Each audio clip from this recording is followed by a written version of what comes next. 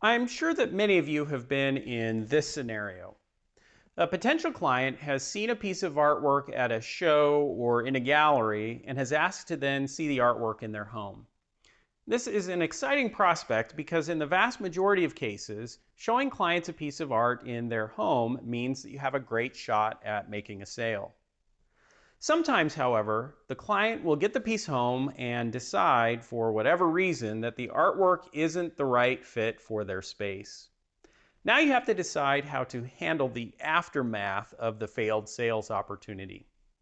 Hi, I'm Jason Horsch, owner of Xanadu Gallery and publisher of Red Dot Blog, and this is the Art Marketing Minute.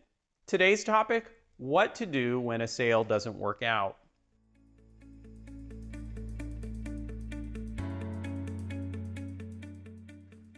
Delivering or shipping artwork to a client on approval is a great way to move a client from casual interest to purchase.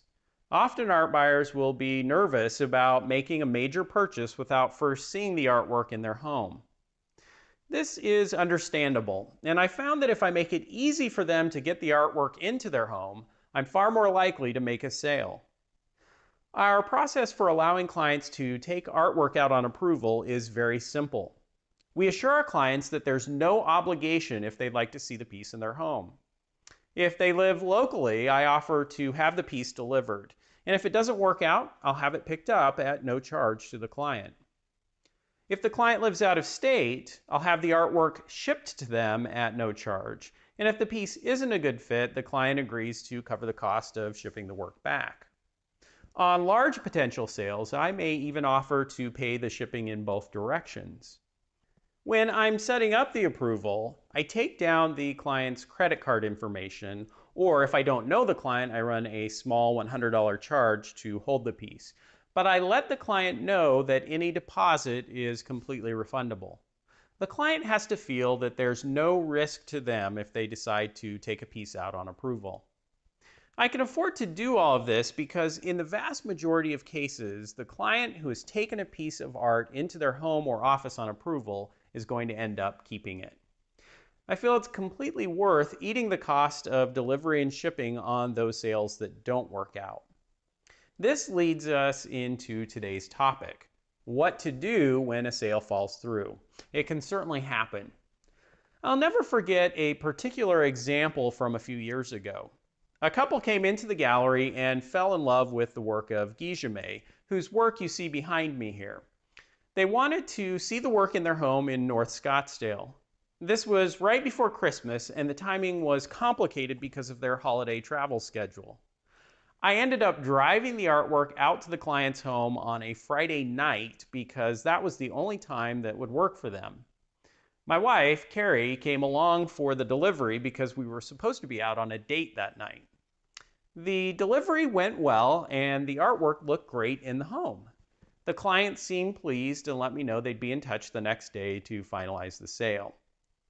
Unfortunately, when the husband called the next day, it was to let me know that they had decided not to keep the piece. In the milliseconds after the words had come out of his mouth, I had to decide what to do. Now, when this kind of thing happens, I have a general approach that I try to follow as closely as possible. My immediate reaction when a client tells me that a piece that's out on approval isn't going to work for them is to quickly try and think if there's any reasonable thing that I might do to save the sale. If I can resolve the concerns that a client has or help them see the work in a new way, it might end up working. I first carefully ask if there was anything specific that they didn't like about the piece. Now you have to be careful because you don't want it to sound like you're being judgmental about their taste. I'll say something like, this is exactly why we like to have clients take work out to see in their home. Is there anything specifically that you didn't feel was right about this piece in your home? This can lead them to reveal their concerns and can give you the opportunity to resolve those concerns. Maybe they decided the price was just too high or that it didn't fill the space the way they'd hoped it would. You might be able to then help them work through these issues. If not, I found in the past that asking this question has helped me find a piece that did end up working for the clients. Often clients have a difficult time predicting how a piece will look in their home. Even if a particular piece doesn't work, it can help me better understand what they want or don't want in their space. If, after trying to resolve the concern, you still can't make the sale go, you want to work to reassure the client so that they can be comfortable buying from you in the future. In order for this to happen, you have to learn not to get emotionally caught up in what's happening. I try very hard not to take any rejection of a piece of art personally. This is probably easier for me as a gallery owner than it is for you, since it's inherently more personal when someone decides not to buy your art. I would urge you, though, not to take it personally if a client decides against purchasing one of your pieces.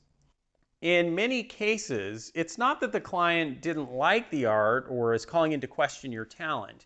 They simply didn't end up feeling as passionate about the art as they had initially expected to. Often, my clients are careful to assure me that they liked the artwork, but somehow it just didn't seem to fit with the other art in the room or with their architecture the way that they'd initially thought it might. I put a lot of effort into putting my client at ease about any inconvenience that I went through to show them the piece. You'll often run into this with customers who've decided not to purchase a piece that you've delivered to their home or for whom you've made other special arrangements. I go out of my way to set their minds at ease.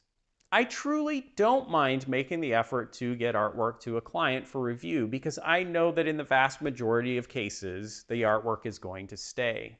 I would far prefer to deliver and hang the artwork and not have it sell on occasion than to never have the opportunity to show clients' artwork in their home in the first place because they're afraid of inconveniencing me.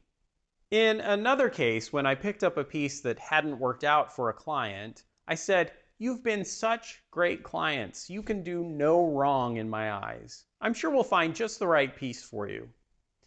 I feel that my enthusiasm and effort to reassure these clients that I wasn't at all bothered by the effort to get the piece to them dramatically improved my chances for helping them find the right piece in the future.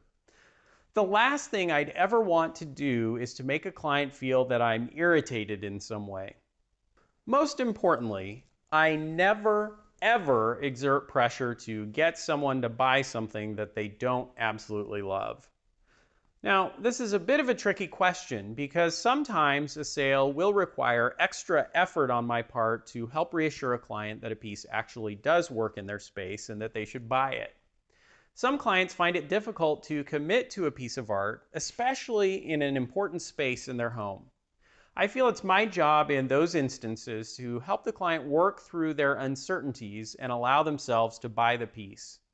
I've had many clients later thank me for helping them buy a piece that they were at first unsure of, but later came to absolutely love. I suppose the art of salesmanship is knowing the difference between uncertainty and dissatisfaction with a piece. The last thing I would ever want for my clients to feel is that I was trying to pressure them into buying something they don't want. I'm looking at my long-term relationship with a client as the priority, and I would never jeopardize that relationship to try and force a sale. Ultimately, I want my clients to buy art because they feel a powerful emotional connection to the work. I want them to be happy with the work they've purchased from me forever. Keeping that in mind helps me know that any sale that doesn't work out is just a short-term setback. It's also important to remember that artwork that didn't work out for one client because they didn't fall in love with it will find a home with someone else who absolutely does. Thanks for joining me for this Art Marketing Minute. If you haven't already, be sure to visit red.blog.com and sign up for my mailing list so that you can receive more art business tips for free in your inbox. Thanks. I'll look forward to seeing you in the next Art Marketing Minute.